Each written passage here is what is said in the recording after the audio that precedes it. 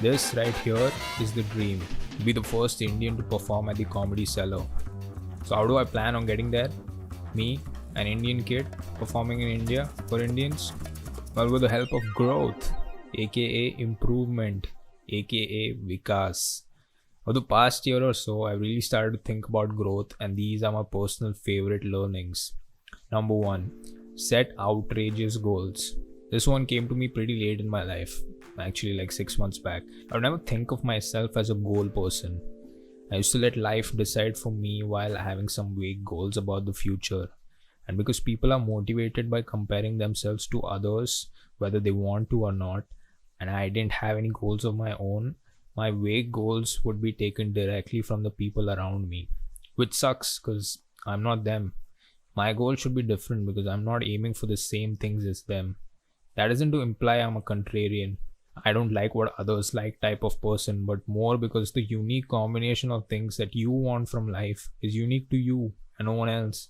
Have your own goals, only if you don't wish to work toward others.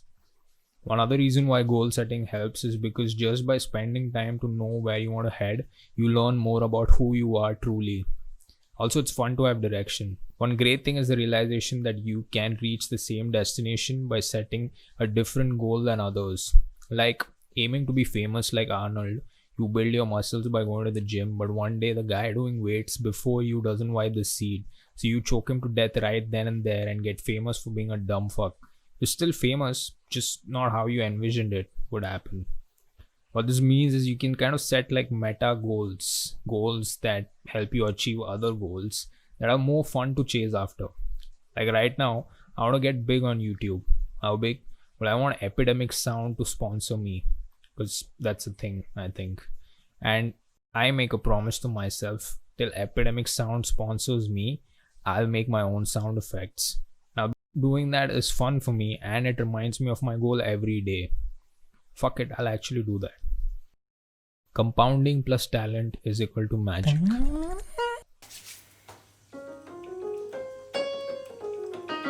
Not bad, am I?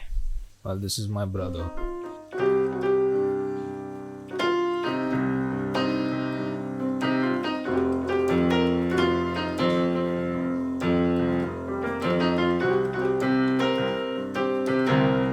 Problem is, we start learning the keyboard at the same time. I remember we went to music classes, and since the school itself was quite new, they had just one small keyboard for us to practice on. On the fifth day of class, my brother composed the Airtel tune while I was still practicing my scales. That's magic, or so I thought. Thing is, I really did try hard to keep up with him initially. Probably jealousy, probably something else. So I couldn't figure out why he was better at it than me. The real answer is that he was just curious. I'm not going to discount his inherent talent, but he really liked music so much. He was always playing around with the keyboard. He was trying out new things, failing, experimenting, and that led to massive growth. I tried to keep up with him, but it was just impossible because he was having fun learning and I wasn't. Compounding is a difficult concept to truly grasp, but easy enough to make the mistake of thinking you understood it. Idea is that you keep doing something daily and the gains accumulate over time to give you extraordinarily large gains, something much more than you would have otherwise imagined getting from consistent small inputs. I think one reason why it's hard to kind of see the larger picture is because when you compound, you don't grow linearly. There's a network effect of sorts with the respect to the skills you get. For example, when I started doing stand-up, I couldn't manage to be on stage for more than 3 minutes. They gave you 5 minutes to perform. But talking in public was really hard for me because I had social anxiety. I would sometimes choke up and forget my jokes on stage, and without even so much of an attempt, give up. What happened though was, as I kept showing up to open mics, I started talking to the other comics around me and I started seeing interaction itself in a new light. Turns out I enjoy talking to people. Now when I forget my jokes on stage, I have the added cushion of knowing that I can just talk to these people till I remember my jokes. And that's the story of how I could stay on stage for 3 minutes and 30 seconds. So the network effect really leads to a sort of domino effect in your learning new things that you probably won't be able to envision. Kind of like how one guy eating bat soup in China led you to having to watch your professor earn your parents' hard earned money while sitting in his shorts. Compounding is really powerful.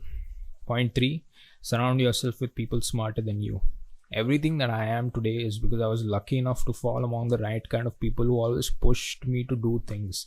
I don't think I would have done anything on my own. But then imagine what you could do if you can already do things without relying on others, but then you surround yourself with the right people to influence you even more.